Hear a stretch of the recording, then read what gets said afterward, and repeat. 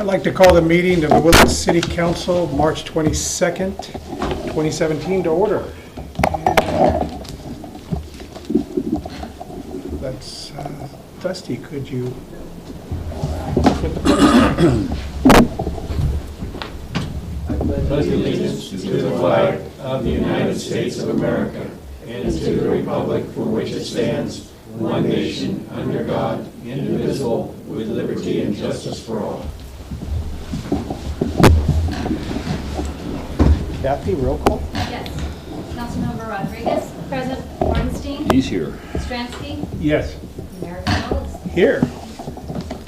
All right, public communications. The council welcomes participation in its meetings. Comments shall be limited to 3 minutes per person so that everyone may be given an opportunity to be heard, to expedite matters and avoid repetition. Whenever any group of persons wishes to address the council on the same subject matter, the mayor may request that a spokesperson be chosen by the group. This item is limited to matters under the jurisdiction of the city council which are not on the posted agenda. Public criticism of the city council, commissions, boards, and agencies will not be prohibited. No action shall be taken. Is there anybody from the public that would like to speak? Yeah, step forward and sign in and give us your name. Okay.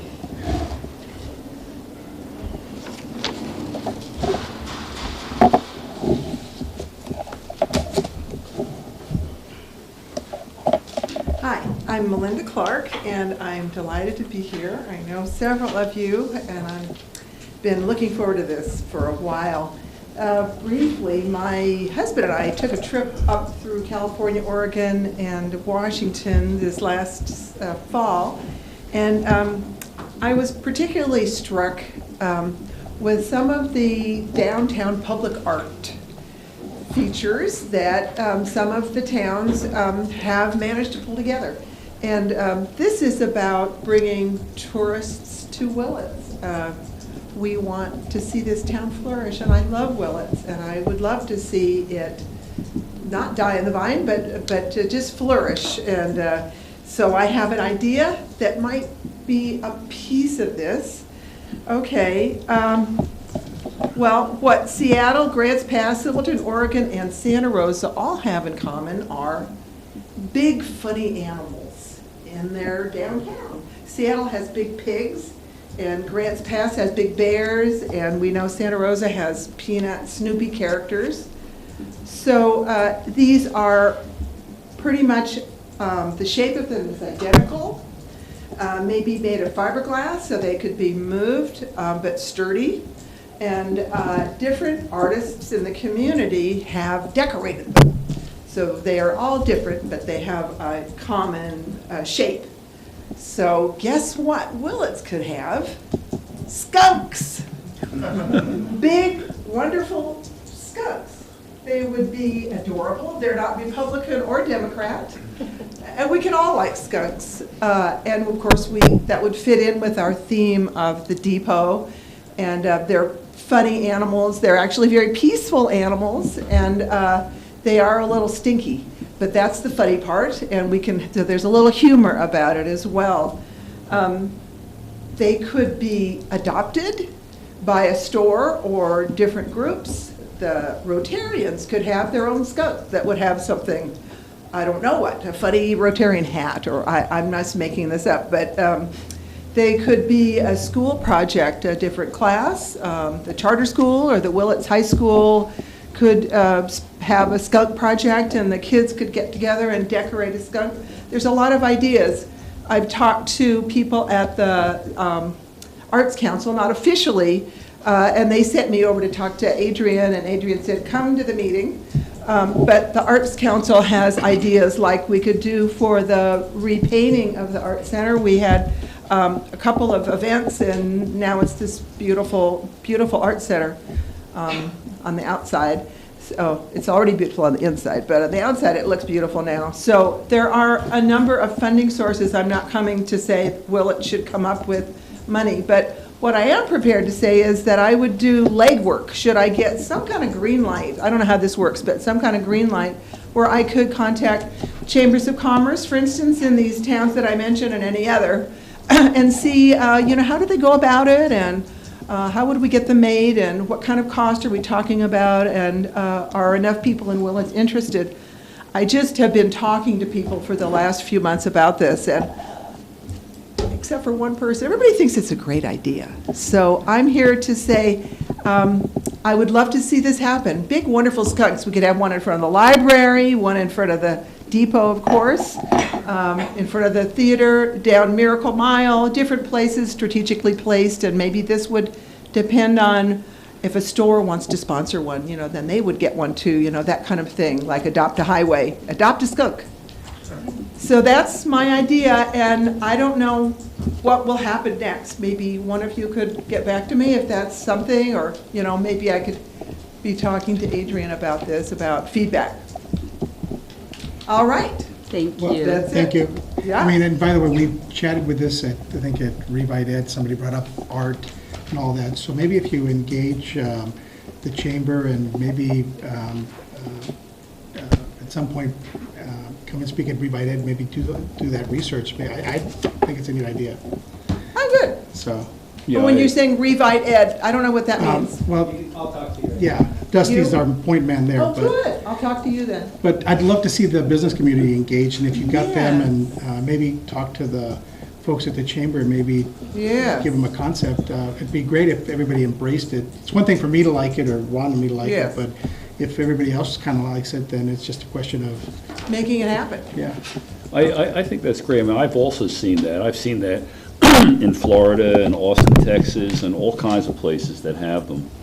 And it's not just businesses that sponsor them. Individuals can sponsor them as well, Yes. or groups of individuals. Yeah. That makes it more of a community project. And when it's done right, it's really charming. Yes. So, yeah, I would certainly support that. I'd like to talk to you later, Melinda. Oh, good. Oh, good. Okay, well, I'm excited. All right. Thank you, Thank you, everybody. Melinda. Is there anybody else from the public here? Okay. I guess we'll move on to item 3, public matters, mid-year review, discussion, possible adoption of budget amendments to the fiscal year 2016-2017 budget. Susie?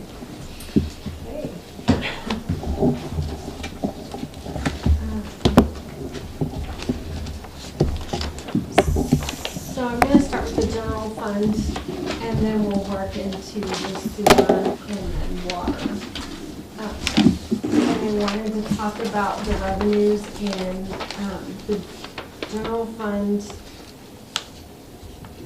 Pretty much as a whole are on target. If you take our total revenues based on what we budgeted, we're at exactly 50%. Our sales tax, we're currently at 57%, but I'm just want to remind council that we budgeted for it to be less in the second half of the year, so we should expect for the first half of the year to be over budget. So this doesn't really indicate that we're doing better than we thought. It's just that because of the timing, where we expect to get less in the future. Now, I know you get the allocation, you get the money periodically through the year. Does this chart reflect money received or expected to receive, or what does it show? So we get monthly payments, and how that works is the state sets aside a certain amount and says that they think that this is likely what our sales tax revenue is going to be. And then they make sure that we get that on a monthly basis. But then quarterly, they true up that amount, and it will reflect later. Currently, we only have statistics through September. September. Yes. So we don't even have December yet, because the company, the businesses, they get theirs. They have, I think, a month and a half to do their report, right? So through December, they have until mid-February, or maybe they even have a little bit more than that. Regardless of their timing, then that gets sent to the state, and then that goes to our the person, our consultant, who's processing all of the payments and. So just to be clear, looking at sales taxes, for example, year-to-date is $840,000. Is that actual money received Yes. as of September? No, we've actually received that through December. It's money that we received through February. Through February. For our allocations through December. They will go back and true that up. Okay, so in March, they'll true that up, which means they may give us more money, they may take away some money. But these numbers you have year-to-date, these are good numbers as of last month? This is actual money that we received. Okay, gotcha, thank you. Question? So in reality, what happens is that we really won't know until May or June how well that we're starting to do this year. Well, the city's halfway through, but I mean the majority of people that it's how much money that the city's going to get in revenue and how much money we're going to receive for gas tax and all of these other things. And so it will happen quarterly. So in March and also in July or June, at the end of June. In March, they will send us the numbers of of the current actuals, what we received, and then they will project from that and say, this is what we believe is likely based on the trends that we're seeing. Okay, so in reality also that we really won't know that the effect of the freeway on the local businesses and whatever until sometime in March, later on in March or in May or June? Probably closer to June, only because the bypass was halfway through a Right. period. So June will give us one whole quarter of Okay, actuals. thank you.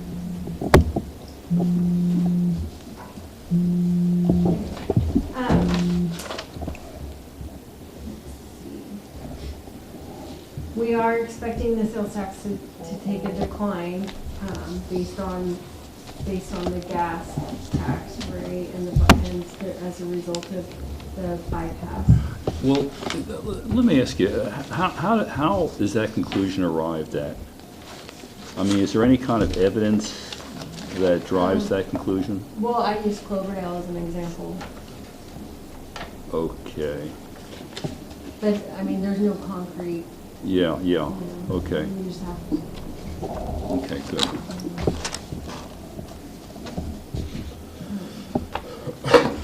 So this slide here shows basically what we projected in our budget, what is actual year-to-date, and then what the amended budget is. There's no amendments to this budget, so they're going to be exactly the same. But you can kind of see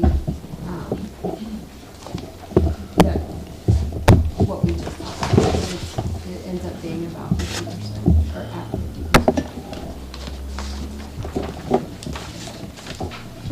And then when we talk about the general fund expenditures and amendments,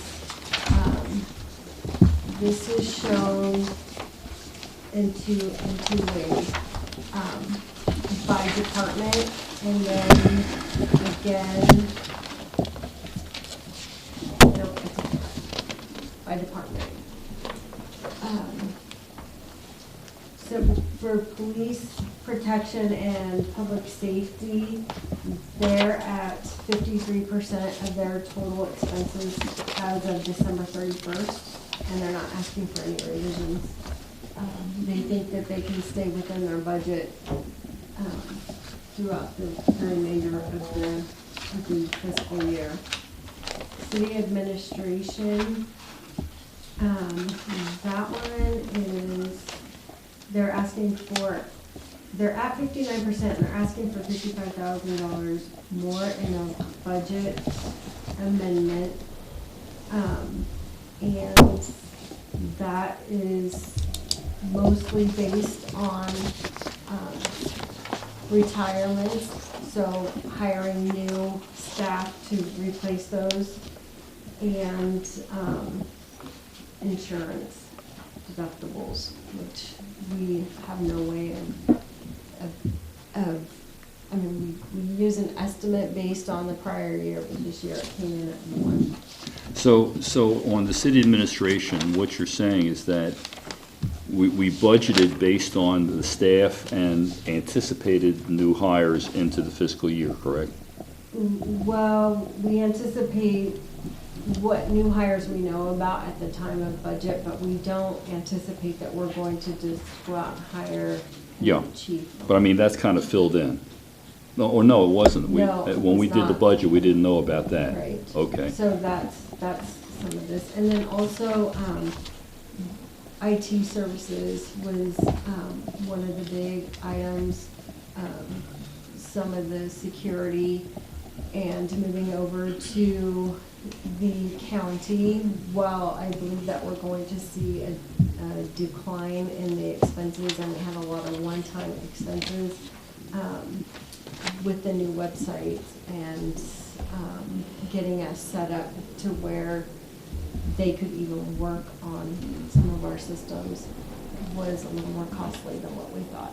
So is that a good guess, or do you have some hard numbers that you're? Well, we have hard numbers so far, and we anticipate that the remainder of the year will be less than what we've spent so far, Oh, okay. but closer to the contract. Good, okay. So the city administration comes out of the budget. It doesn't come out of like water and sewer and this type of thing. It just comes out of the general budget. This is all general fund, right? Okay, thank you. Yeah. However, at the end of the year, there will be overhead allocations, so some of these numbers may change based on Okay. that. Thank you. And is that because hypothetically, we go to hire a sewer water worker, and the HR costs associated with that would then be allocated back Right. under overhead back Percentage of- to, from admin back into those departments? Correct. Okay. Well, it wouldn't just be overhead, though. It would be actual direct labor, wouldn't it, in some cases? No, not. in Oh, I'm sorry, administration. because city admin is all overhead, Right. right? And I think that summarizes the majority of the city administration and those budget amendments. Public Works and Engineering was such a small amount. I showed it just so that you could see that the exact difference, but it's $394, it's not even worth mentioning. Planning, building, and code enforcement. Question. Okay. How come their year-to-date expenditures is so much lower than, the average? Public Works. Yeah. They're like 30%, looks like, less than 30%. Year-to-date is 65.9 for a budget of say, almost $200,000. So that's like less than 1/3. 30% expenditures. How come that's such a low number? Is that construction cycle because it's Yes. raining? Construction cycle is, I'll bet you is what it is. With the rain and stuff versus when we can actually get out and do the work. Yeah, I don't have that in front of me. Okay, But I would suggest that it's probably projects Okay. that have been budgeted but not yet. Because the operation, Public Works, it's Public Works, I'm not water and sewer, this is. Right. Yeah. Right, okay. Yeah, that makes sense. Yes, you were getting that. I noticed that you did mention under the IT services, even though it's $28,900, that some of that was for the ADA compliance as well. That's the one we're talking about now, planning, building, code, and enforcement. There's a $45,000 budget amendment that's being requested, and that is,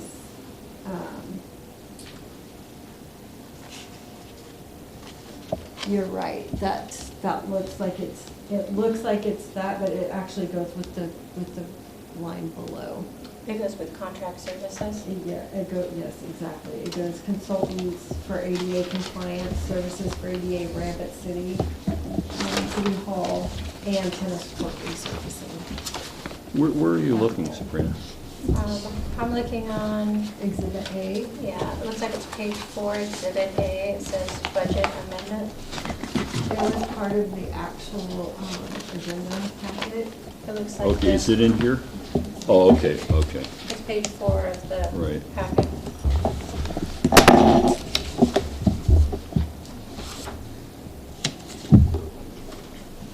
So these $45,000 revised budget amendments that they're asking for are for those things that we just talked about. ADA compliance and tennis court resurfacing. So it was those two items together that made the 45. That's what I was a little confused Yes. about. Oh, thank you. So if for instance, that holds true, we're gonna have to come up with another $45,000 to complete the planning code and the enforcement and all those things. In other words, that, we have under budgeted that by that amount. We weren't aware of this at the time, but so 15,000 is for anticipated costs for the consultant. 15,000 is an anticipated cost for the actual paving and for the ramp outside here, and then 15,000 for the tennis court resurfacing. Okay. And That's a split though with the school? Yes, it is. Yeah. And that was part of the MOU that Okay. we just adopted. Right, and so some of that 15,000 may be offset if we're successful in getting some grant funds coming in. Okay, But if not, that would be our share of it. okay. And then on the ADA issues, so the consultant would be getting a certified access specialist up here to evaluate city facilities. And then we've already determined that we need to resurface and restripe the parking lot out here and do the ADA accessibility. So Okay. that's what that accounts for. Okay. Just as a point of future reference, it's looking like we're looking at a little over 174,000 that we're wanting to add to the budget. And through the year, in the past, we routinely look at these expenditures as they come up and we vote on them. And inevitably, we go with them because it's something that we really need. But in retrospect, it looks like we don't really have a good feel of what the impact will have on the budget. So would it be possible in the future, whenever any of these things come up, that in addition to just looking at the cost of the thing that we're looking at, what the impact on the budget would be somewhere down? And I know that's difficult because, you know, it's a moving target, but Well, typically that is listed on each of the agenda summaries. It says what this. well, what it says is that it's going to add X dollars to the budget, and it's going to come out of fund number such and such, and we'll see either that there's enough money in the fund to cover it or there's not. But this kind of thing gives us a global view that, this is what the impact is going to be on the bottom line. And- So it'd just be another piece of information I think that would be useful. But the bottom line is coming out of the reserves. Yeah, I know. But, you know, at the time when we're voting on doing the thing, Well, I understand, I'm not saying that, I'm Yeah. just saying that Yeah. that's where the money's coming from. Exactly, yeah, of That's the course. only thing that we have to spend, get the money. yeah, I mean, it's not to say that we would refuse these things, you know, that's going to happen when it happens. But I think it's, you know, you look at this now, halfway into the year, we say, oh my God, we have to add, you know, a bunch of money to the budget.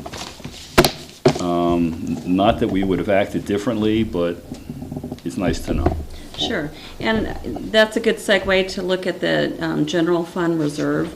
With the adopted budget, we projected a 53% reserve. We have a reserve policy in place that establishes 35% minimum, and it also establishes guidelines for what we would need to do if it falls below that, as well as what we could do if it's above 35%. And sort of the rule of thumb is you would not want to spend reserve monies on day-to-day operational costs or personnel costs. But with these situations that come up, tree removal to ensure that we don't have some sort of accident that would be much more costly to the city. We had, trying to think of what the other emergency, we had a couple of emergency repairs. We're hoping to get reimbursement from disaster funding sources, but until then, we've got a budget for them. So if these budget amendments are approved tonight, that would drop our general fund reserve down to 47%. So still a very healthy reserve.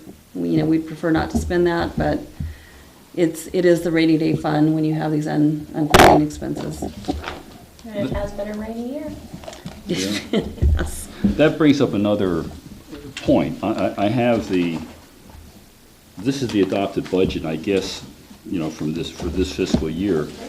But I see that even with that, some of the numbers have changed. I mean, we showed an ending working capital in this coming June of $2.263 million, and it looks like you're projecting at $2.3 million. Right, because, Well, whatever. I mean, so this is not necessarily, so this is a good thing. We're winding up with a little more money than we had anticipated even in the adopted budget. which is a pretty good estimator that June 16 ended better than what we budgeted. Right. All these are moving things that are interesting, that important to understand. So I guess to go back to my original point, the more information we can get at the time, and I know that if we're looking at something 6 months out in the future, it's a lot harder for you to nail it down, but whatever you can do would be very helpful, I think.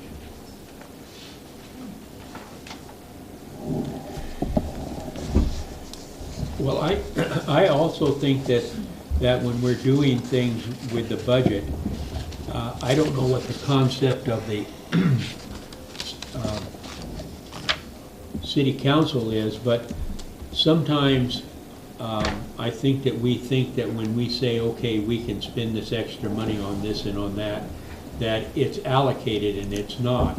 And so I think that we need to be aware that every time that we go and spend money that isn't in the budget, or more that's in the budget, that it's coming from someplace. I mean, it's coming from the reserves, it's coming from one of the enterprise funds, or both of the enterprise funds, or whatever.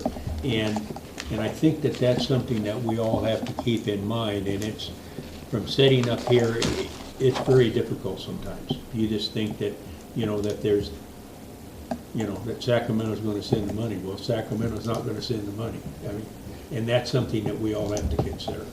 I think that's something I definitely take into consideration. I've only had the opportunity to approve a few expenditures, but every time we have something before us, I'm running the math in my head and thinking, what percentages is this going to be at the general fund, and how's that going to reduce our reserve balance? Right. So, Well, I'll just add that Susie's pretty good about telling you it's a budget amendment, and most everything I've seen, and like Larry just said, it's coming from somewhere, and if it's a budget amendment, means we're changing the original document, and it's going to come from someplace. So I think whether it's the public or we've got a do issue, like a tree removal, then it's coming from someplace. So I always see budget amendment, and I know what that means. It means that the chicken's going to come home to roost eventually, and we're going to find out about it. And I just wanted to add that on our agenda summaries, we do have a section for fiscal impact. And so if it's an item that has not already been factored into the adopted budget, that's where you're going to see some numbers indicating how much and where it's coming from, whether it be an enterprise fund or the general fund. And so these items have been before you in individual agenda items, but now they're being summarized for adoption at the mid-year review. It puts it in some kind of perspective where you just, if you're spending for this or for that or whatever, to me, it just puts it together that, man, oh man, we spent that kind of money, that kind of thing. I'm sorry. I was really impressed, I have to say. I thought that when I came on the city council, looking over the budget, that it was much easier to read than I expected, that it was very well laid out. I think your report's really good, and I found it really easy to grasp what it was you were trying to tell us and get the information that I needed. So I've seen other budget reports that don't look anything like this, and you have to do a lot of research to understand what it is we're supposed to know, and this was very well laid out, in my opinion. So, thank you. So, not wanting to get, I have a feeling we're jumping in on your presentation because you haven't quite finished. But not wanting to jump too far ahead,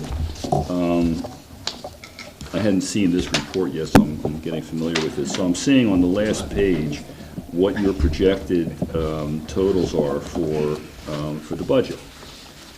And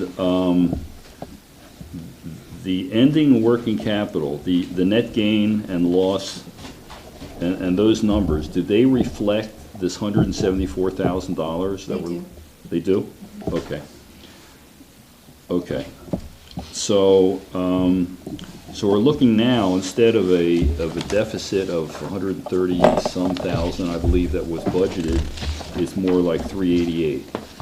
Okay. Some of the amendments that we made are already reflected. Right, okay. Like in the early, like the first quarter. Those are already reflected in, but anything that we've made recently or things that we know are going to happen or we didn't budget for them but we need to and we know we need to, those are what we're looking at today. Okay, and on a related point, we have this discussion at least twice a year, and I've had it for the last, 20 discussions.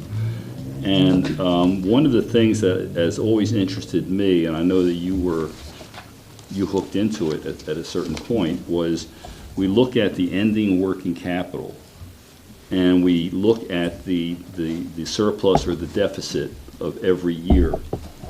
And I went back 2 years ago, and I think you picked it up. Are you still doing it? I haven't. Okay, so basically what it was I went back to 2002, I think it was, and I made a spreadsheet that showed what the budgeted general fund surplus was every year, what we budgeted, and what the actual and what the deficit was that was budgeted, and then what the actual deficit was or not, and what the actual balance was over the 10 years. And what was interesting is that in that period of time, the general fund deficit would run, and I'm going from memory now, it would run anywhere from $150,000 deficit. I think 1 year was as high as $1 million, I think, or maybe it was pretty high. And of course, this impacted the fund balance. But inevitably, at the end of the year, the fund balance, if you look at all the fund balances for all those years, they didn't vary by a whole lot.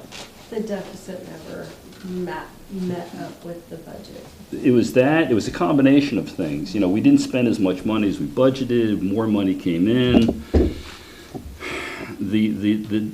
I guess the point is that when we look at spending money, obviously we don't want to run out of money. We don't want to empty the bank. But on the other hand, if we have money sitting in the general fund reserve it's not doing its job. The reason that we exist is to provide services to the city.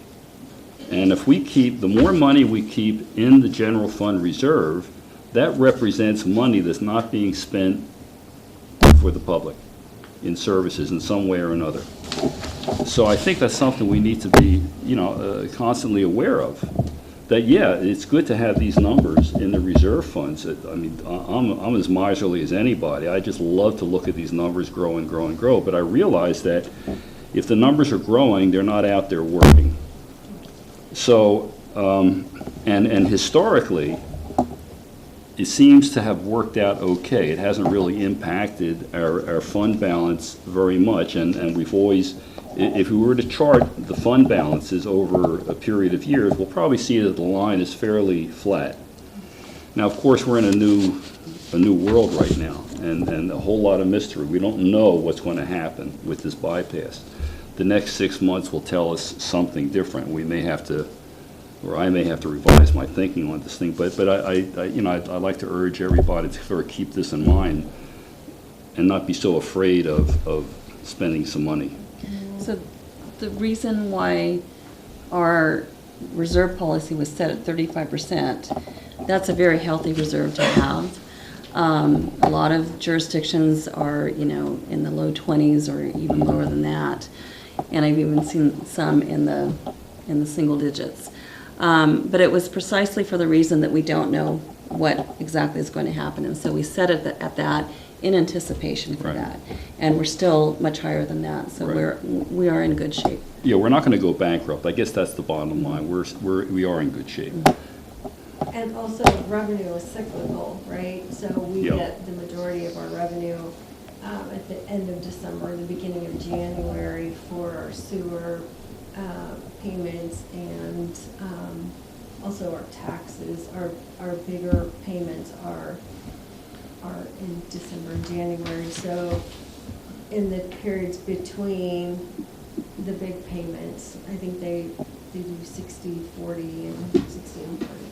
But in between those times, that's when you have to use your reserve as your cash flow. Right, exactly. That's why you have it. All right, Susie, fire away. Okay. The last piece of this is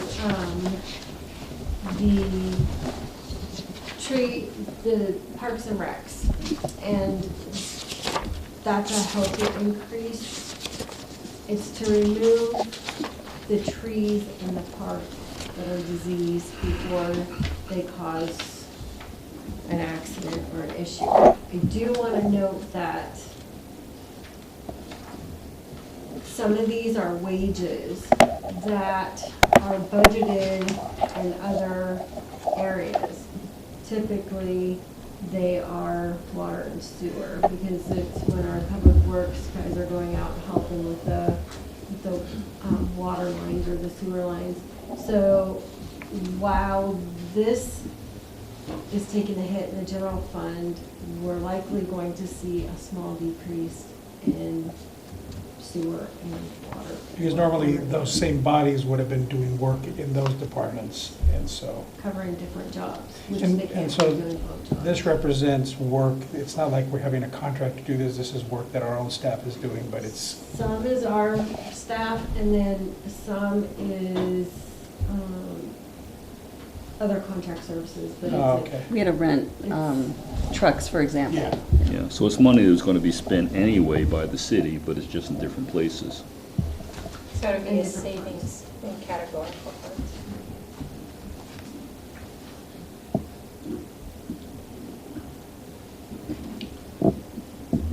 okay. And this is basically the same thing that we talked about with the revenues. This is the general fund expenditures. And it's showing, it's a chart showing where we're at, what we budgeted, and what we're revising our budget. This pie chart tells where our dollars are budgeted. So you can see that, I wish I could see it better. I think it's 49% of our, Public safety. 49% of our expenses or payments are going to police and protective public safety. That seems like it's come down a little bit, percentage-wise. 61 at one point. Yeah. 24% is administration, 4% is public works and engineering, 14% is planning, building, code enforcement, and I think that that's probably why we have more in planning now, that's taking that some. And then parks and recs is 6%. Anyway, I think this is a good thing so that you can see where the money is being spent. The interfund transfers, that's from one department to the other, another department? And yeah. I guess a lot of that is the half-cent sales tax money that's transferred to other departments to fill the gap. I think that accounts for a lot of that. Would that?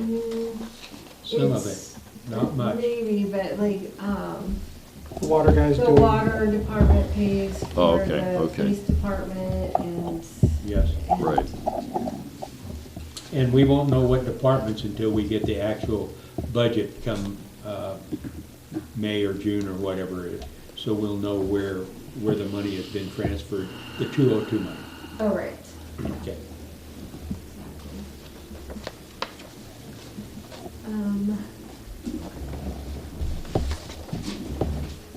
This is, the general fund balance, what we originally budgeted. And then with the revised budget, what we anticipate that our ending general fund balance will be. Oh, but you're showing, so you're not including this 174,000 in this chart? Because these are different numbers than what you're showing on the last I spreadsheet. think, the last, And by the way, this balance should be No, it's the same. 7116. same number, Should- general fund. The general fund. Shouldn't that be 2016? At the first line? The balance of, at 7/1/2015? I was questioning the year. Oh, the year. Oh, yes, I'm sorry. Yes, Okay. that should be the. Okay, but the budget, you're still showing the 2,438,71, which is what's on this last spreadsheet, on the last page of this thing. So this chart does not reflect the extra $174,000 we're looking at. And that's the same ending balance as the June. Oh. Okay, so It's reflected in it. it's not showing it on the balance, it's showing it as a transfer. I mean, it's a little deceiving, or not deceiving, I don't want to say that. But when you look at, It's in the expenses. when you look at the $2.4 million in the general fund balance, that's the starting balance, Yes. and that's true, okay, gotcha, Okay. yeah. So it'll be a decrease in the general fund balance of $174,000.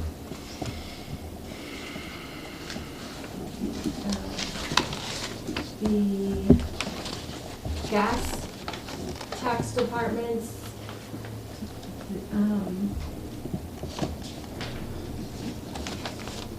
they're at 50% of 58, their expenditures for the year. 58, Yeah, what did I say? 50. And that's likely also to be affected as far as revenues, right, because of our decrease in gas. Right, and also, it's cyclical too. Yeah. You know, we're gonna do more street repairs in the spring and summer. And I know this is expenditures, but I'm talking about revenue and gas tax. They're probably going to see a decrease in gas tax. Decrease, yes. Which means that in order to keep this sort of keep it balanced, we might have to decrease the expenditures at some point. There is a possibility, yes.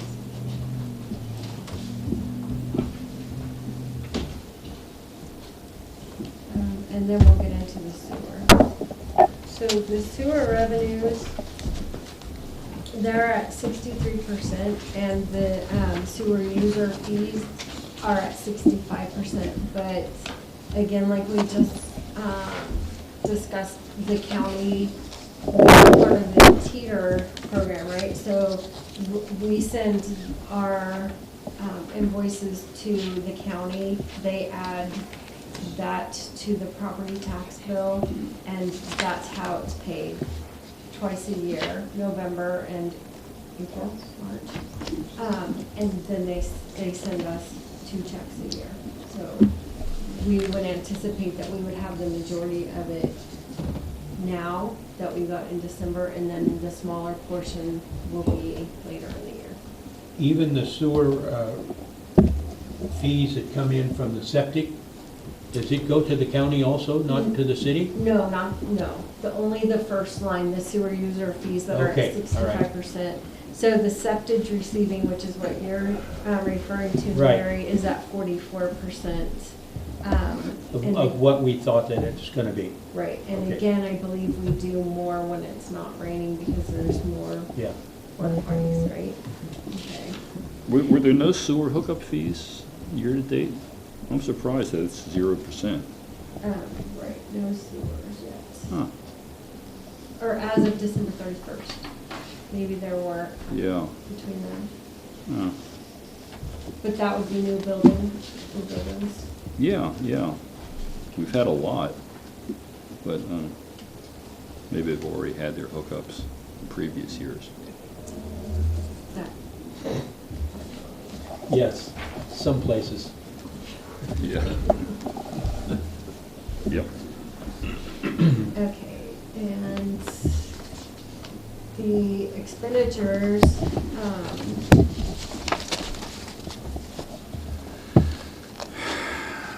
Huh.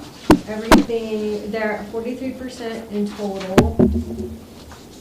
You can kind of see that administration, maintenance at 31% and ops at 50, but again, some of this is cyclical, and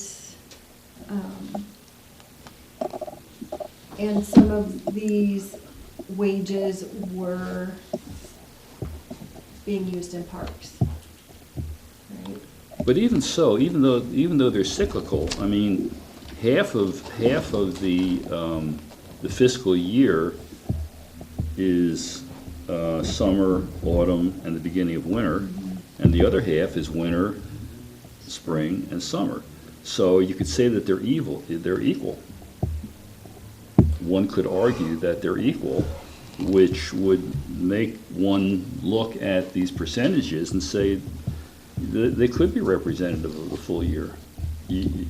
Or maybe not. I mean, I know we had a lot of rain in the fall, and the winter, we may not have as much rain going forward. But still, you still have weather-related things that are kind of even on either Yeah, side of it's December 31st. Anyway, just an observation. And the debt service is for the loan that we have out for redoing the sewer plant, to redoing it? Okay. And that's a once-a-year shot or payment, or two? Twice a year. Twice, okay. Twice a year. And that's still USDA, they haven't sold it or anything, they didn't, just goes to USDA? Quicken loans. There's two. Quicken loans. Yeah, There's no. two that are Cash call. USDA and one that we refunded last year to a private party to get a loan. Refinanced. It was refinanced at a private party? Okay. Oh, really? I didn't know they did You that guys with approved public, no, You probably told us, but I didn't. yeah. I didn't realize they did that with public projects. Maybe it was Quicken Loans, you don't know. So it's a better interest rate that we got on that. Right. Okay. He was here. Yeah, I do remember.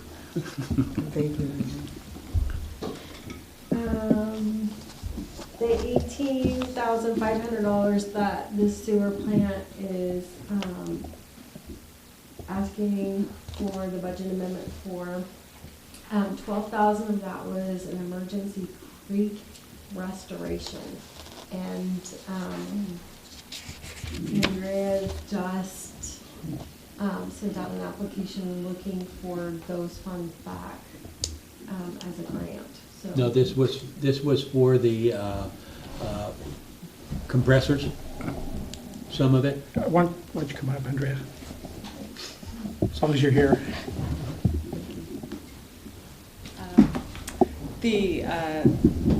We hired the Conservation Corps, the California Conservation Corps, to come up and help us clear some creek blockages along some properties just west of the sewer plant, the actual sewer plant, the field to the north of it. So we are applying for some grant funds or funds through OES to help reimburse us for those expenses. So none of that was anything to do with redoing the compressors? No. So where did that money come from that redo the compressors? I think Scott would be better able to answer that. You know what I'm talking about? We did the compressors, Blowers. The blowers? excuse me, compressors, blowers, yes. We budgeted for that. Okay, so we knew that was coming. Mhm. Okay, thank you. Thank you for coming up with the right terminology. And the other $6,500 are additional ELAP certifications, and for the state water resource permits. And then apparently if we get our ELAP certifications, then it's my understanding that we can then do some of our lab testing in-house and not have to go outside for that.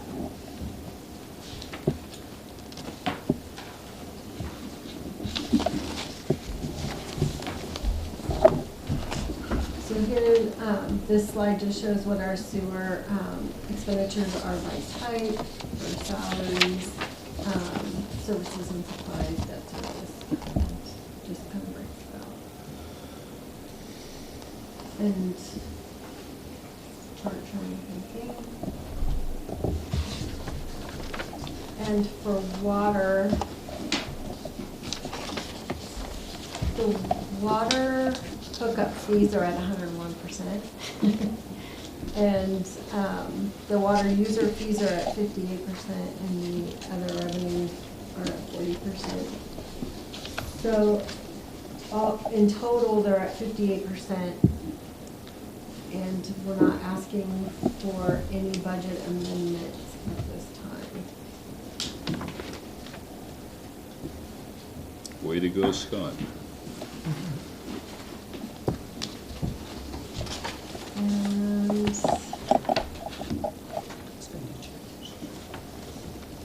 And the expenditures, we're looking for $16,000 on the water enterprise. 10,000 of that is for SCADA system, which we budgeted for in 15-16, but it didn't complete until 16-17. So we budgeted for it, it would have came in less than budget in 15-16, and now we're finishing paying for it. So we didn't carry that, what would you call it, a surplus from the previous year into this year's budget? We will. Well, no, I mean, wouldn't we have done that during the budget? I mean, it sounds like we took advantage of the fact that we didn't spend the money, knowing that we were going to spend the money in the coming fiscal year. I'm just wondering if maybe philosophically we need to recognize and that we're going to be, even though we didn't spend it in the current fiscal year, that we are going to spend it in the next fiscal year, and we should put it into the budget. we thought it would be completed by June, but there was a few pieces that couldn't be completed, and therefore the billing didn't get done until September. Okay, so it was too late to put it into this year's budget. We thought it was going to be done, Okay. and then the additional $6,000 was needed to complete the 3 million gallon tank project.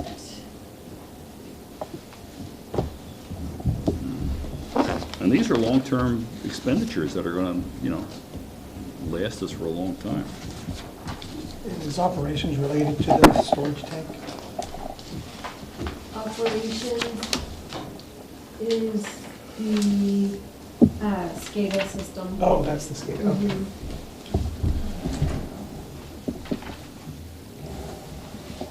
Okay.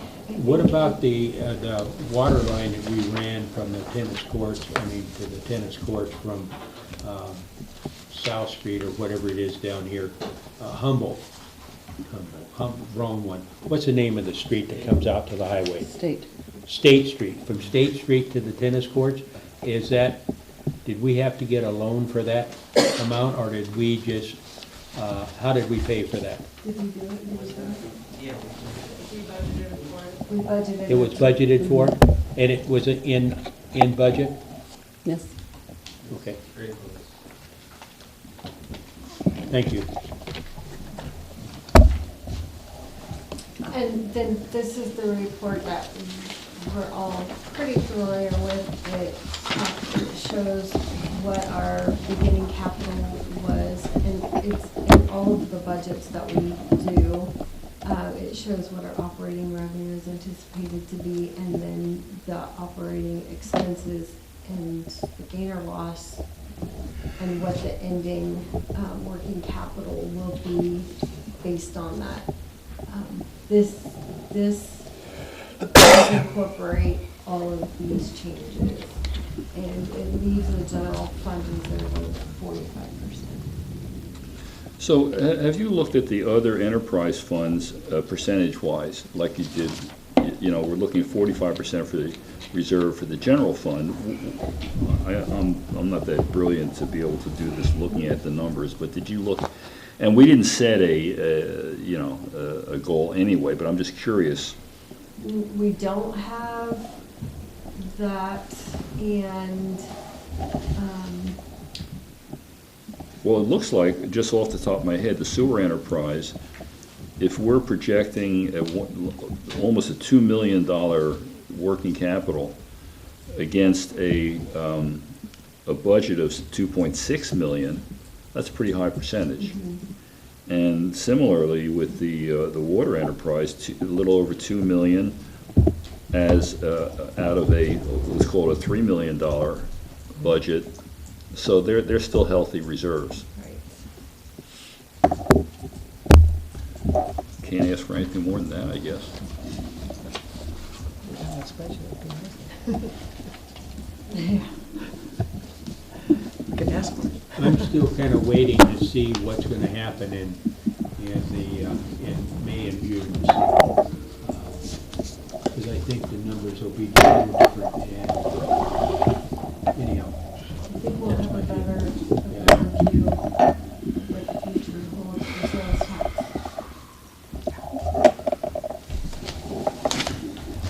That concludes. thank you, Susie. Yeah. So do we, Thank you very much.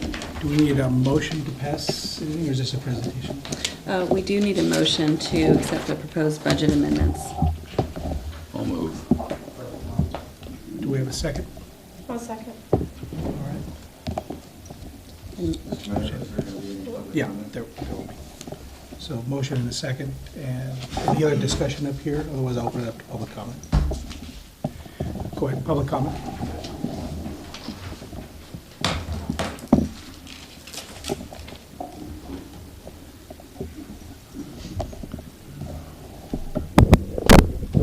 Mr. Mayor, council members, my name is Wayne Shore. I printed the copy off of the internet and was prepared to discuss a couple things, but I found that the information that's printed on the internet is not the same as what's presented to the council. I found a discrepancy in the general fund balance that was printed on, that was on the internet, don't coincide with the numbers that I saw on the screen. I need glasses to read this, but I don't need glasses to read that. And on page, which would be page This is the one one of the report from the computer I printed out, it said planning, building code, enforcement. The adjustment or the variance was $325, and I come here and find out it's $45,300. Yeah, it was a mathematical error. Well, the math at the bottom was correct. I had no idea where it was hidden in the 5 categories. So there was a lot more presented there, stuff that I really didn't need to know. In the summary on page 3, it discussed the enterprise funds. It was pretty clear that the 18.5 was a sewer enterprise fund. I saw on the chart where, and it was printed on what it was for on the last page, so I was able to figure all of that out. So I guess that could be maybe proofread by someone before it actually goes on the internet. That would be way cool. Okay?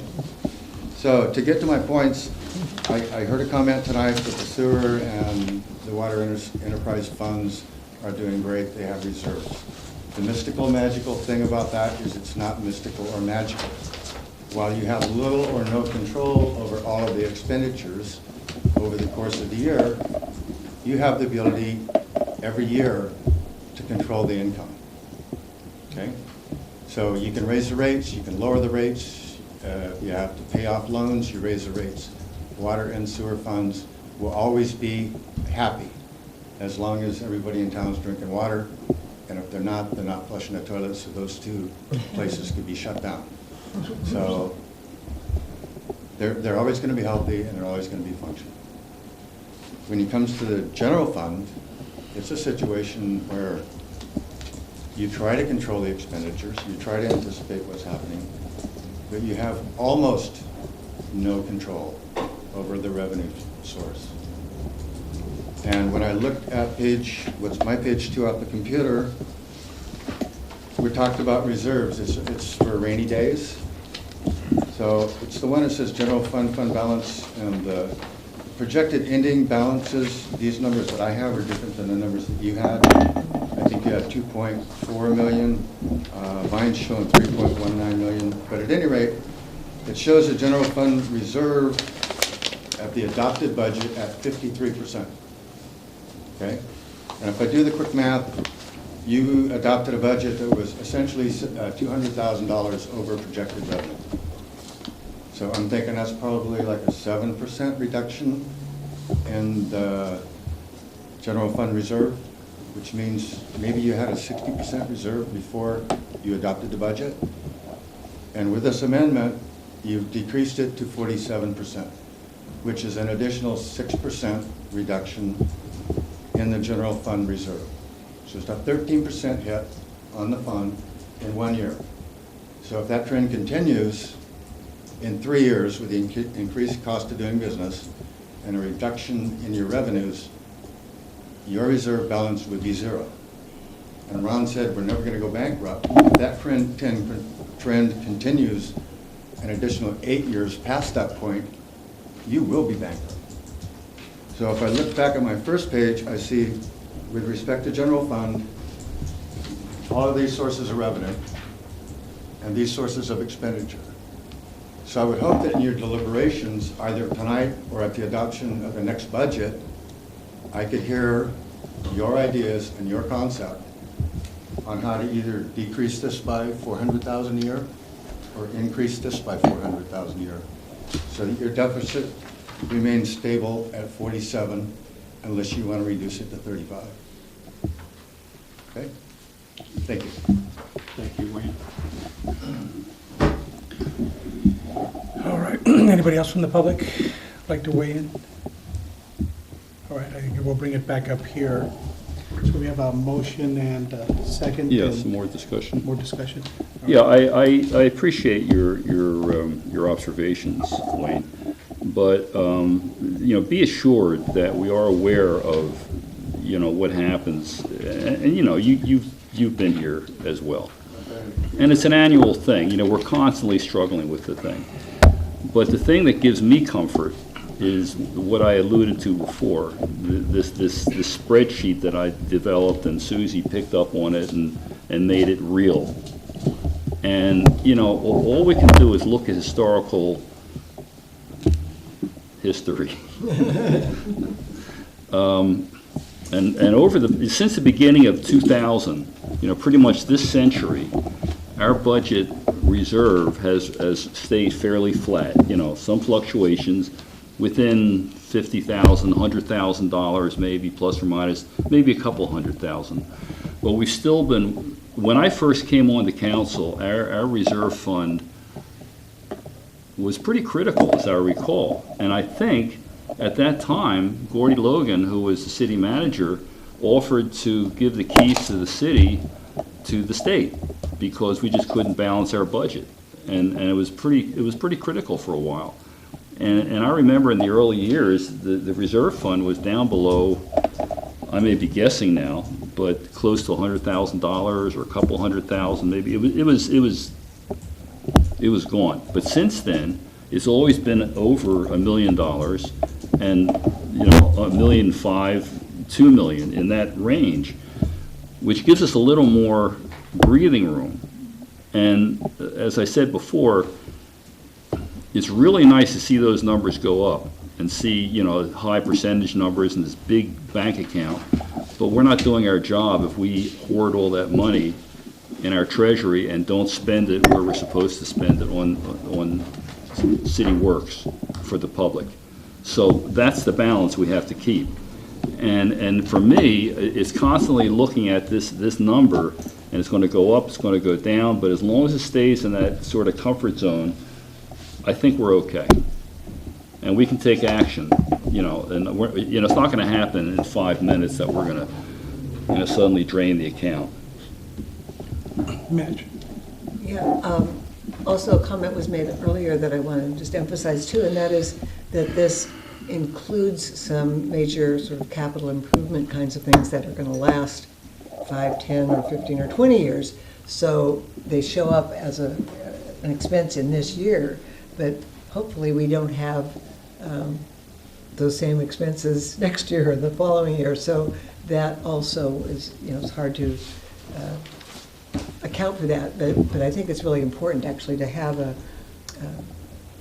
identify which parts of the annual spending are on long-term investments. There's quite a few things are. Anybody else? You know, first of all, thank you, Wayne, for kind of, I'll call it the reality check. And while I get what Ron's saying, I think the fact that, and again, I'm the new guy on the here, but so I'd like to thank the council members that came before us, that you've had good stewardship and that we have that reserve, and therefore today it's kind of a no-brainer. We're going to pass this today. I'm going to vote for it because we have a reserve. It's kind of like why you have money in the bank, so that when those things happen, like your car blows up, you have money to spend on it, but you're always cognizant of the fact that you have to keep putting money in the bank or know that you have some there. And so I think that's what we're in charge of, being the stewards of this money for the city, so that we can have money for the rainy day fund. And like Matt said, there are some things in these amendments that are long-term, so we need to recognize that, but also, unless we identify new sources of revenue, we obviously have to watch our spending. So that's all I wanted to say. And thank you for staff, and thank you for those that came before as far as watching that. And for the public that keeps an eye on it. I mean, I appreciate that. I'm glad you caught that. I actually hadn't caught the 45 till earlier, and the math was good, but the item, and was hoping to get clarification. We got it right before the meeting, so that's why, while it was kind of sprung on you here, we got it just a little bit before a briefing I had. So, all right, at this point, we had a motion and a second. Did you have Yeah, I just wanted to mention, I would assume that you could phone up Susie before a meeting and get clarification if there's something in there that. Well, I didn't know anything was wrong until I got here. Oh, okay.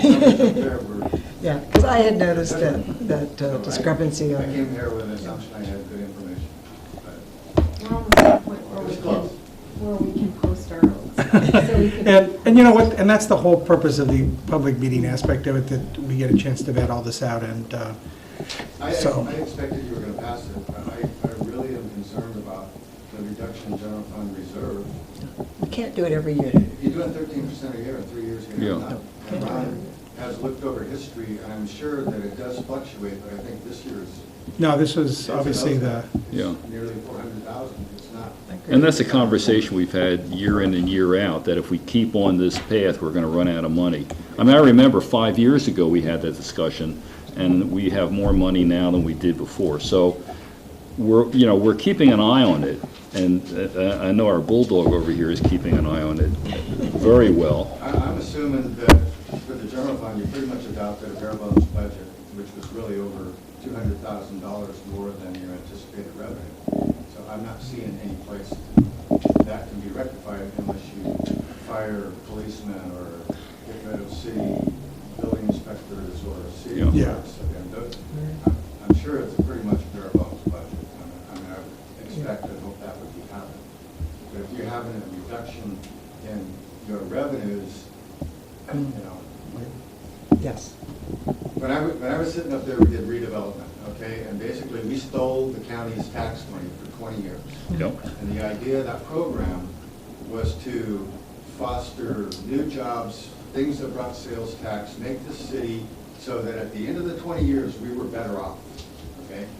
And I had reviewed budgets over the years and years and years, and so much of the administration costs that the city was doing was either paid for by the redevelopment funds or the enterprise funds, okay? So that's how you stayed healthy all that long, in my opinion, okay?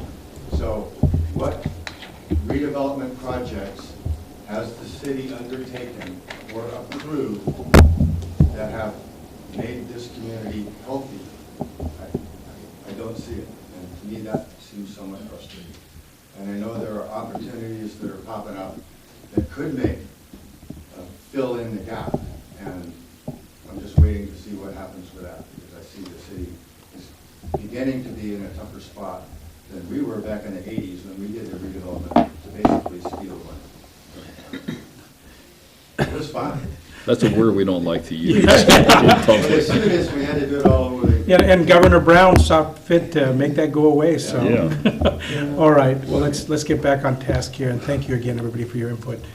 Motion and a second, and unless there's any further discussion, motion to approve the budget amendments. Motion by Ron, seconded by Sabrina. All right. Roll call.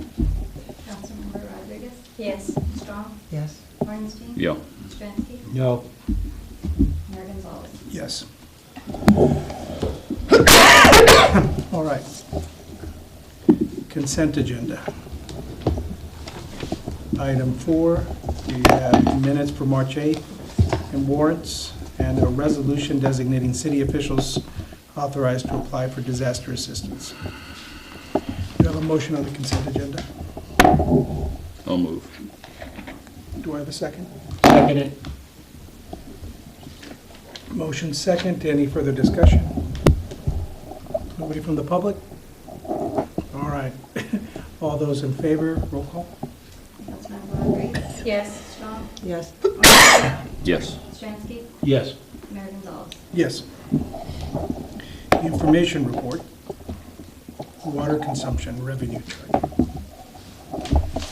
Nothing, all right. And right to appeal, people who are dissatisfied with the decisions of the city council may have the right to review that decision by court. The city has adopted section 1094.6 of the Code of Civil Procedure, which generally limits to 90 days the time within which decisions of the city boards and agencies may be judicially challenged. And we have no commissions, agencies, or authorities. City manager, verbal reports. Okay, thank you. Well, the first thing I need to report is that we had a closed session item scheduled tonight regarding the appointment of a police chief, and it was going to be another opportunity to update you on that process. That is being canceled because I don't have that update for you this day. Secondly, I wanted to remind everyone that the city has a new domain, cityofwillits.org. And so that was set up, new email addresses were established, and we have a temporary website, web page set up with that domain that will be in place as we get an overhaul on our website. One of the things in particular to note about that is online bill pay, which was recently set up a couple months back. That link is now on our new website, but the bills and the envelopes even, I believe, have the old website printed on them. So we'll get notifications out to everyone about that change to remind them. Monday, Susie and I and Karen will be attending a special meeting for REMIF, which is our Redwood Empire Municipal Insurance Fund, and it's a special meeting to talk about the health care costs before we have to take action in April. And so it's at this meeting that we'll find out what the premium increases look like. And we're gonna have another budget meeting. I think it'll be okay. Okay. Yeah. Good. So with all the up in the air with the American Affordability Act, all that, does they have any idea, or you'll find out then what? We'll find out then, yeah. Let's see, we've been working with Michael Foley of the Farmers Market regarding their interest in relocating the farmers market for the summer season. And I think we'll have something to report at the next meeting on that. Arbor Day is going to be on April 28th, and we received communication from the representative, our liaison actually for PG&E, who asked us if we are interested in commemorating that date with some sort of something. And so what we're looking at is we do have trees still yet to plant. We anticipate that those will be planted by then, but we may have some little get together in the park. Nice. And probably a proclamation at the meeting prior to that. As it's been mentioned a couple of times, we have submitted an application to receive funding through OES for some of the impacts that we received during the recent storms, and so we'll let you know how that goes comes along. And then PG&E lights. We had a meeting, I believe, after our last council meeting with the PG&E folks about the lights that they'll be retrofitting. So we have approximately 350 street lights throughout the community that will be retrofitted with LED lights. And so the next step in the process is that they will send us a complete inventory of our lights, and their formula for if it's this wattage, we'll get this particular brightness bulb. And then we can request a change to that. And so if there are some areas in town that are poorly lit, this is our opportunity to get those situations remedied. So if anybody has any areas that they know of, just let us know. We'll be working with the PD on that, of course, and come back to the council with a report. And on that subject, have you or will you, or when it's appropriate, talk about this flat rate we pay for the streetlights? Yes, we did ask about that, and so we will still be on a flat rate, and it will be less than what we have been paying. Oh my God. Yeah. So one of the things that they've been building this fund for this program is through I don't have my notes in front of me, but it's not a recovery fee. It was basically a maintenance fee of $2 and change on each light every month. And so when they got this fund built up enough, then they could roll out this program. So that maintenance fee will go away, and I think they said 5 years on that. And so initially, the first few years, once we have these LEDs in, we'll see some savings, but the big savings will arrive when that maintenance fund goes away. Cool. By the way, I talked to the mayor of Point Arena, and he was touting their LED lights and saying if we wanted to check out what they look like, they've got theirs up and running. I guess Fort Bragg's mayor said they had already met with PG&E. Right. So, but Point Arena said they have theirs up and running. So does the community of Windsor, and so we plan to go down there at night at one point and check them out. The photos that we have seen have just been really impressive with the improvement in the light. So we're looking forward to that. That's likely the installation will take about a week and a half or so, and is tentatively scheduled for early June. It could happen sooner than that. And then lastly, I just wanted to say thank you to staff. You know, as I sit in various meetings with them throughout the weeks, and I was in one yesterday morning with our Public Works and Engineering staff, I'm just continually impressed with the quality of their work and how the experience that they have, that they bring to the table, and their work ethic. I mean, we have a really incredible staff. You are correct, Wayne, that we're bare bones, for sure. But the staff that we have is just really talented. I heard a report on the radio one morning from MCOG that they are going to install, you probably heard this, I'm sure, charging stations, fast electrical charging stations. And Willits is going to get one of them. So I assume we're going to be able to tell them where we'd like to see it placed. Yes, we've already started that conversation with them to help just to basically identify potential areas and rule out other areas that just aren't going to work. Yeah, I mean, from my point of view, somewhere in town would be ideal just to draw the traffic in. Right. That would be an opportunity for us. Nice to know. Anything more? All right. I guess we move department recommendations. Do you have anything else? Not. Jim? Kathy? Yes, just a reminder that you all have run-up training tomorrow evening in Ukiah at 5 o'clock. Oh, really? Do they provide any food? Not that I'm aware of. Okay, just so I know, because Brown bag lunch. It's going to be a long day for me. Susie, do you have anything else? I do have one more thing. Scott, Herman, Andrea Giancato, and myself met today with Bartle Wells, and we're continuing with the rate study, so I just want to let you know that that's still continuing.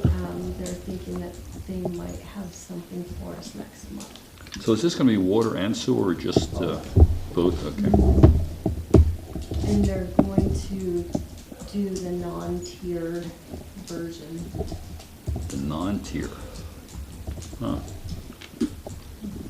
Oh, Is that because of a recent court decision? Yes. Karen, do you have anything? All right. I guess we're public safety. Scott? Yeah, just a couple things. It happened a little while ago, but I didn't have a chance to announce it, but we promoted 2 officers to sergeant.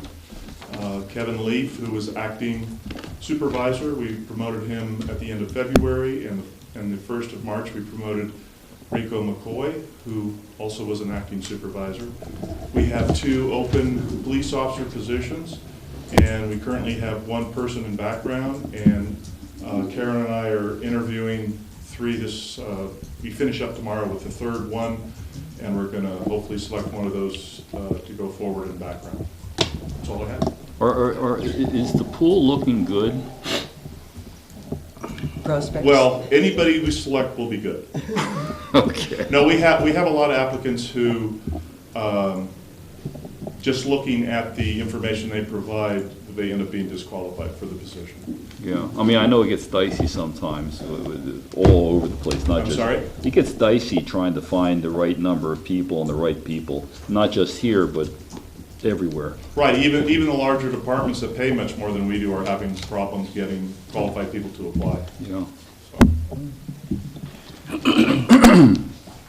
All right, community development.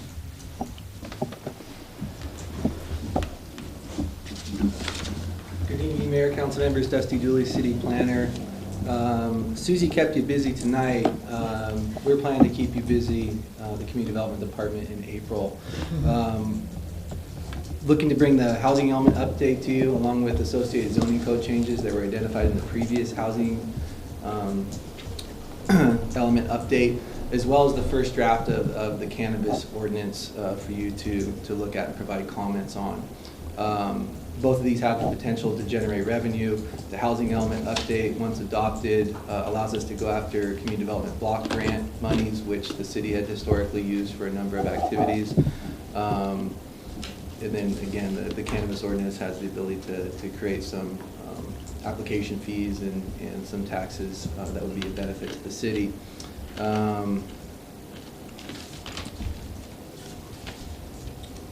Continuing to work with folks like the chamber and private landowners to establish a civic billboard for the city. This is something that would hopefully benefit everyone in the city by capturing folks that are driving on the highway and bring them into town to experience Willits.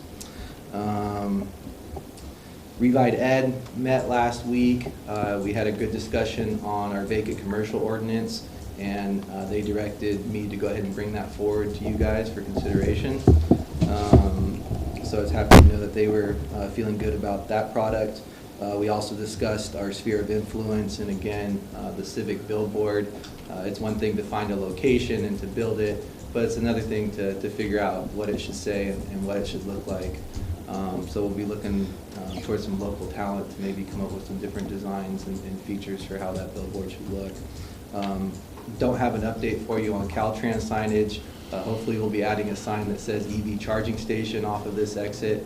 And Adrian's exactly right. We've been working with a number of groups like the Mendocino Land Trust, MCOG, some private developers as far as establishing a number of charging stations throughout Willits. Does Tesla still have a grant for that, or? I'm not sure. I know that they use that down in Ukiah, I believe. Tesla's not one of the folks that's contacted me though. Are we looking at more than one charging station in town? Potentially. Oh, I thought it was just if I reported everything that people talk to me about, I could stand up here a long time. But there's been a number of entities that have discussed the desire to establish those stations. That becomes important because I'm not sure where the next one is traveling north on 101. Laytonville, I think. Is it Laytonville? I believe Laytonville or Leggett or both of them. Okay. As I heard, that's what Joe Rogelski said, so it must be right. But, and Joe's pretty accurate, so. Except with names. A question is the civic sign that you're talking about, that will take some consensus to figure out how to present that, but that would be something the city would own, and businesses wouldn't have to pay an annual, or I'm not sure how the Caltrans signs have a fairly big price tag for businesses that want to have their restaurant or their motel. The civic billboard would not necessarily be an opportunity for individual businesses to advertise, rather it would be something to advertise Willits as a whole. And we would own that. We would build that's the plan at the moment. Yeah, we would own and be responsible for maintaining that billboard. But if there's any businesses out there that want to donate funds, you're certainly welcome to. And then you mentioned the vacant commercial buildings. Is that one of the things you're going to bring in April, or is that a little farther down the road? You know, it probably the housing element update and the cannabis ordinance trump the vacant commercial ordinance. But if it didn't happen in April, it would happen soon after. Okay. Also, you know, again, have a plethora of current planning projects that need my attention, and hopefully we can bring a couple of those at least forward in April and into May as well. But yeah, right now those other two things take precedent. Always continue to work with the city manager to prioritize workload, and things come up every day that kind of reprioritize. But otherwise, we're simply trying to work on applications in the order that we receive them, and they become complete. Let's see, cannabis ad hoc committee met last week. We're also meeting again tomorrow and going on a field trip. We're going to go down to Santa Rosa and visit some existing permitted cannabis businesses in Santa Rosa. So hopefully that's going to be a good experience for our ad hoc committee. Just keep your hands in your pockets. We'll not be bringing home no samples, sorry. Let's see here. I want to again mention that we do have a job listing out for a planning intern. And this isn't like an internship where you're going to be getting coffee and washing my truck. You're actually going to be doing real work. I started my career as a planner, as an intern, and look at me now. But no, seriously, you're going to be getting valuable experience. You're going to be working on real projects, and you're going to be getting that kind of experiences that's going to make you valuable. Hopefully, we can hire you, or another jurisdiction can. So, if you have any questions, please contact me. You announced that quite a while ago. Have you gotten any replies yet? A couple weeks, and I don't believe we have gotten any replies yet. We're gonna push our game up, planning on sending it out to a number of colleges and stuff, and so that'll happen Good. shortly, and hopefully we can get some responses. Wayne, I don't know what you're doing, but Is there an age restriction? oh, I did. What did you say? I don't know. Okay. Dusty, are you looking, how young are you looking for? I mean, high school students maybe? Well, No, there's no age Yeah. parameters. Okay. Ideally, we're looking for somebody that is starting their career fresh out of college like we had a few years back. Yeah, right. But you can accept high school students, is that? No, they really need to have some college level Okay, education. okay. Yeah, that's what I had prepared to say. Good.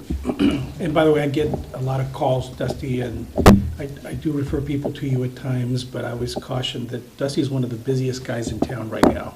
I mean, even when I try to get a hold of him, I'm always cognizant of the fact that Dusty's time's precious, and so I try not to overload you, but so when we do go out on a project or field trip, as the case may be, then it's time well spent, so thank you. Yeah, I appreciate that. Thank you. Public Works Engineering, and is there anything? No, nothing to report tonight. Water and wastewater? Did you? You know, I will want to point out that Scott took me on a tour of both water and sewer the other day, and it just walked away even more convinced Scott's right on top of things, and staff out there is, and Wayne, you'll appreciate this, it seems like before they spend money, they think twice or figure out how they can reuse things that they've got out there. So I'm walked away knowing that our ratepayers are, that our staff is very cognizant of, you know, how the money's being spent out there. I had been out there lots of times over the years, but never as a council person and never looking at it from that point of view. So I appreciated the tour Scott gave me. Even though it was raining that day, we got to check things out. So I sat up there for a while, and I thought at the time we had good staff, but in being a business person now and being in contact with many of the outside staff members, I don't deal with the city that much, except maybe with Kathy. And I would echo what you said and what Adrian said. We have people we can be very proud of. We're lucky. all right, I think we're City Council committee reports, League of Cities, I think I reported we met before. And AMCOG, I talked about it last meeting, and we haven't had one until April 11th or so coming up. okay. It's in Fort Bragg next time. EDFC? Yes, the EDFC, sometimes people don't know what that stands for, so I just want to mention that it's the Economic Development and Financing Corporation. We had a couple of topics that we talked about. We talked about how the EDFC has collected funds to fund a meat facility, and they're looking for anybody in Mendocino County, any entrepreneur that wants to open a meat facility. So it's something to think about and put out there in the community. We talked about broadband and how there's a group that's formed called IFAN, Internet for All Now, and they're working on a bill to get broadband in our area. Also, their EDFC has $650,000 waiting for community projects. They can give them out to business entrepreneurs in $50,000 amounts. So they're desperately seeking entrepreneurs, whether you want to start up a business or you currently open a business. A lot of times people don't know that there are funds out there that are available, and EDFC has money and wants to loan it to you. So either reach out to them through EDFC or contact the West Company and they can connect you with them to get those loans. And that was it. Thank you. On the meat thing, you said there was money available? Yes. What kind of money do they have? They get money from lots of different sources to loan out. And Yeah, okay, well, that's the money you're talking about. correct. So you wouldn't, it's not free money. Right, It's a no, loan. yeah, and it's a higher rate than normal. And it's a anyway. higher rate. There- But sometimes when you're a business Yeah, yeah. entrepreneur, you can't get a conventional loan, so this is ideal. Yeah, well, the whole idea is, I was on the board for about 10 years, I guess. These are higher risk loans that they take, so they serve a purpose. They do. So what does the meat plan look like now? Is it going to be a trailer? Well, they have funds, but nobody has wanted to take on the project. So there's money available to loan an entrepreneur, a significant amount of money, but there's nobody in Mendocino County that wants to take on a meat facility. They're just looking for the right entrepreneur to come along and say, this is my passion, and EDFC has the funds available to loan to somebody who can come before them with a good business plan. Yeah, you know, that's a little disappointing because I was on the board when we first came up with the I saw whole that. plan. And at that time, EDFC got a grant, $300,000 or something like that, to do a study, an in-depth study, and it was really a great study. And they looked at least 3 or 4 counties, and they prepared the economic impact of what a meat plant, a processing plant would do for our county, the number of jobs to create, the number of dollars that come in. It was really great, and we were moving forward, and there were people who were willing to step up. I mean, the Bison Ranch on J and S, I believe it is, on Highway 20 in Lake County, he was looking to put it there, and there was a lot of other places, like just north of here. It would have been great, but they felt that they had to do another study. So they got another couple $100,000 grant, and they did another study, which kind of redefined the whole thing. And the last I was aware of, it came down to a mobile thing, you know, that could process instead of 100 head a day, for example, with multi-breeds. It was like 2, 3, 4, 5 a day. Nowhere near the kind of thing that would have the economic impact on the county. And that kind of disappointed me because, you know, I lived a big part of this project. I just saw it sort of fall apart. And it's a good project if it can happen the right way. Well, a couple of weeks ago, I spent the day with Leadership Mendocino, and it was Agriculture Day. And so we, all the way from Hopland to just a ranch just about 6 miles south of Willits, we were meeting with lots of different farmers that are raising animals to producing food. And one of the common themes was that there isn't anywhere to process local meat, that farmers and ranchers are driving 3 to 5 hours away to do this. So there's definitely a demand in our community. We're just looking for an entrepreneur. So if you know somebody, send them to the EDFC. Okay. I just wanted to mention too that when I was on EDFC, in between you and Sabrina's time in there, but the what the second study, I believe, focused on was the feasibility of such a plant and trying to right-size it so that it wasn't necessarily, we didn't want to have a feedlot that had all sorts of other problems. So right-sizing it, and the study showed that it should be economically feasible, that someone should be able to run this and make a profit, and that it would be a benefit for the ranchers, for the people operating it, and for us who want to eat meat products that were especially grown locally. But they haven't found an entrepreneur willing to take the project and run with it. But that was the point of that study, was to show this can be done economically. And it was in between these Yeah. They didn't want it to be too big, which had not only political problems, but also environmental.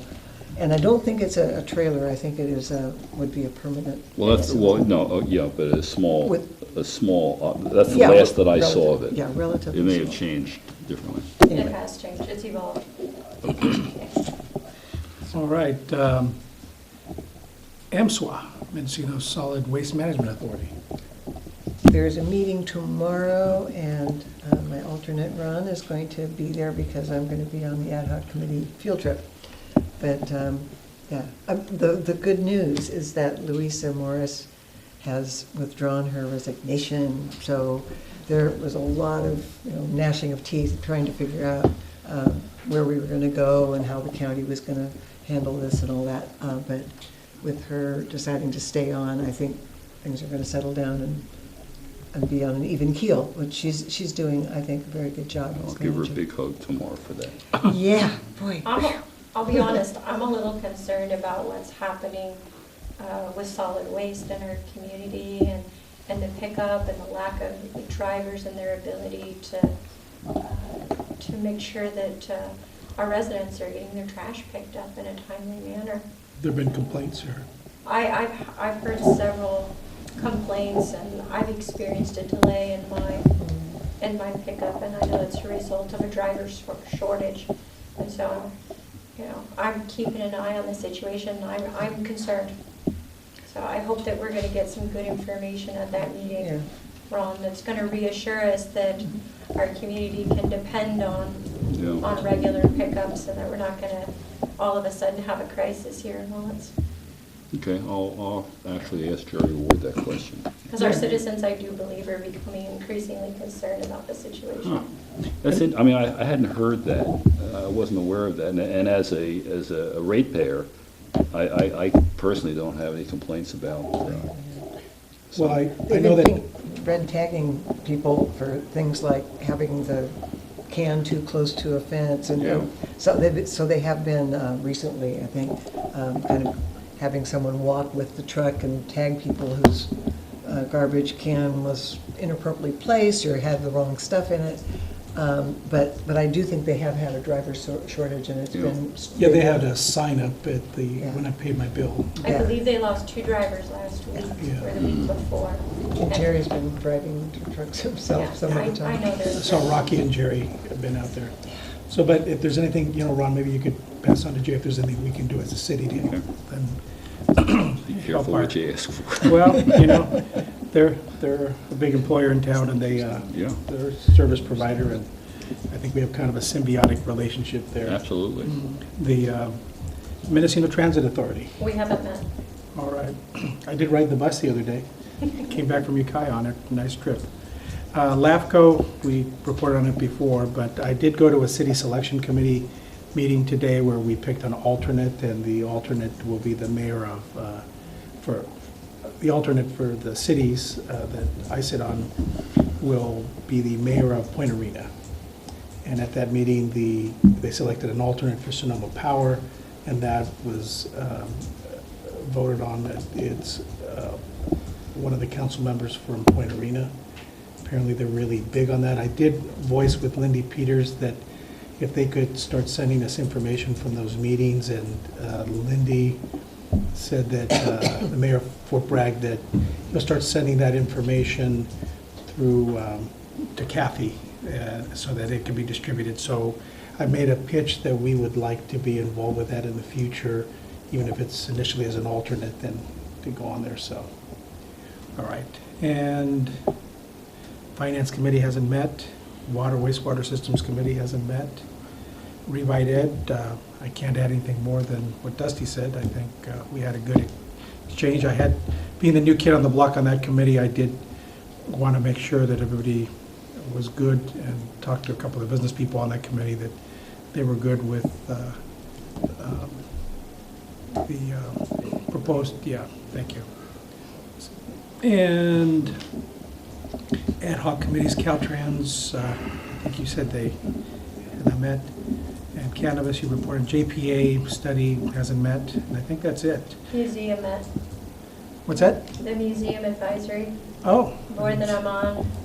We met and we talked about the rough year that the museums had with the closure from the mold. We took a tour of the facility and we're able to see some of their struggles as they've had to move things around in their storage area, and talked about they're going to go, the museum director is going to go before the Board of Supervisors to ask for one last large chunk of money that they need to finish up, making sure that they've got like the garments and the paper products are all wrapped up, and they have to send them in to make sure that there's like no microbugs or anything in there, and that's going to cost a good chunk of money, and they're hoping that the County Board of Supervisors will finish that last process to make sure that that gets done, and then they're expecting to be able to resume business as usual at the museum.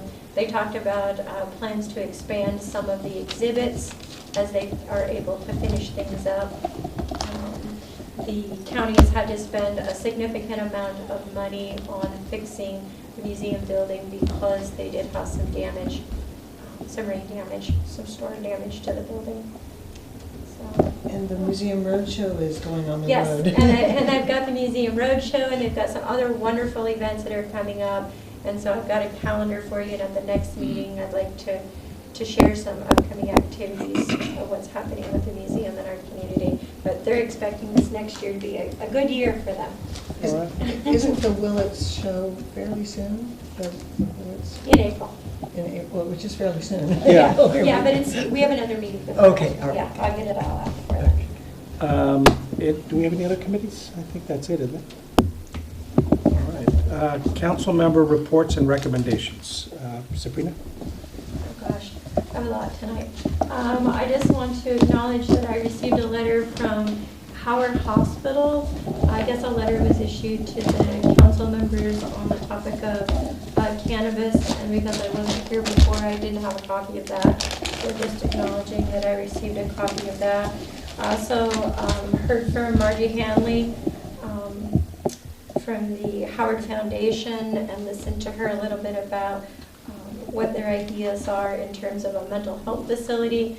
And I'm aware that there's a petition that's circulating in our community about a possible mental health facility. We had an immigration town hall meeting this last Sunday. Both Jerry and I were present, and just by my estimation, I would say about 100 people, would you say? Maybe 80 to 100 people showed up at the town hall meeting. It was very, Madge was there as well. I just felt like it was a really good opportunity for the community to allay some of their fears and to get some factual information about what's happening in our community. I did promise constituents that I would come back to this meeting and request that it be a future agendized item to consider. I believe it was Prop 54. Am I quoting it right? Well, I think they want to know whether we would support it or not, and I think... Correct. And what is that? But that would be... That is a proposition being put forward, not a proposition. Not a proposition. Assembly Bill 54. Thank you. A resolution. Assembly Bill 54. They want our support regarding immigration. I think it's being touted by some as a California sanctuary bill. And I think they asked whether I had read it, and I had reviewed it but hadn't really, and I think what I said is I was waiting to see how the league looked at it. I know that several of the other groups out there have some issues with it. I know the Police Chiefs Association has issues with the way the bill currently is, and I have not seen what League of Cities has put out on it yet. I think it's still in committee being hashed out. Just to clarify, it's not a sanctuary bill, but some people might perceive it as a sanctuary bill. It's being touted by some, though. That's yes, why. yeah. But from what I heard from citizens, they would like the council to at least listen to the public on the topic and consider a resolution to support that bill. So I wanted to throw that out there. Let's see. As I mentioned before, I met with the leadership Mendocino, and it was Agriculture Day, and we talked a lot about the ag in our community and how they're being impacted by cannabis. So it's very interesting to hear how that's affecting our ability to grow food locally in our community, because as you can imagine, there isn't the profit in growing food as there could be potentially, whether it's grapes or it's cannabis or those sorts of things, and what some of their challenges are. And I think that was it. Madge, do you? Well, I'd just like to second that it's not a sanctuary bill, and that the idea of, I think the idea of the bill is basically what we're already doing in our county and in our city, which is it's not our job to enforce or help enforce federal immigration law, and to basically make that clear in a policy, and that legislation would more or less do that, but it also identifies certain places that are sensitive zones where they don't want the ICE to come in, like schools and churches and whatever. They want to make sure that sensitive populations are not being targeted by certain uses. Anyway, so that I think we should look at that and look at what the league says about it and see if there's some tweaking that is needed, but it seems like a good idea. And the other thing is just to re-announce that on this Saturday at noon, there's going to be a brown bag lunch talking about positive local actions that we can take in our community, and it's basically the people that show up decide what those actions are going to be, and that's going to take place this Saturday at the Willits Hub, former Environmental Center, and then the following Thursday, March 30th, is at 7 o'clock is a presentation by a couple of members of the Mendocino County Resource Conservation District talking about what is happening with mitigation and what their role in the mitigation process is, which affects 2,000 acres of our Little Lake Valley, so kind of a big deal. Hope people who are interested in that come to that meeting. Ron? Do you have anything? No. Larry? Well, like Sabrina said, we attended the town hall meeting. I really appreciate the folks in the community that put that together. I think the target audience that's scared, and I've heard that from folks, that a lot of the Hispanic folks are scared of a lot of what the president is touting. Heather, what's Heather? I always get her name. Gerwitz, thank you. From Congressman Huffman's office was there, and she provided some what I call real information as to what's happening, and also that she's their liaison in their office regarding immigration matters, and that she could be contacted. But as far as the folks that were there, probably 10 Hispanics to the other folks that weren't Hispanic. So I think what I said is we probably need to get the word out to the Hispanic population out there that things, the black helicopters aren't landing anytime soon here, and that's not, that local policy isn't to enforce immigration. And so I appreciate the fact for the community to get together and help have a dialogue and maybe dispel some rumors. I would hopefully hope that the target audience gets the message, but I think that's up to the community as a whole. And one of the speakers there, a community member, brought that up, that's up to all of us in the community to get the word out. I think we attended the Employers Council reception on Friday. I think Adrian was there with me, and Ron, you were there. Yeah, I was there. And So was Sabrina. Oh, yeah, I forgot. So I chatted with your manager. That's right. Yeah, we were well represented. Yes, so it was a nice little get-together. So that's all I have. I just wanted to mention that it's SB 54 De Leon, in case anybody wants to review that. Thank you. I knew it was one of those. And Enactment of ordinances, none. Good and welfare. Does anybody have any good and welfare? I just have one more comment. I do believe that when we were discussing our policies and procedures, we talked about a future agenda item, and if we wanted an item on the agenda, that we needed a consensus of the board to place the item on the agenda. And essentially what I was asking was for it to be an agendized item. This is the resolution The resolution. about the immigration. Yes, I'd like to have, it doesn't have to be an action item for the first one, but I think that the public has made it clear by the number of people that attended the town hall meeting. From what I hear, that was the largest town hall meeting that they heard, so I think that it would be, I think it's a good idea for us to listen to what they have to say on the topic and at least have it as an informational piece, and if we want to do something more with it, then so be it, but I'd like to request that it's an agendized item. I would support such a thing. You know, the only thing I would caution is maybe we wait, and I can probably email the league and just find out, as they're tracking the bill, to find out. So I'd hate to have a discussion on something that gets changed quite a bit.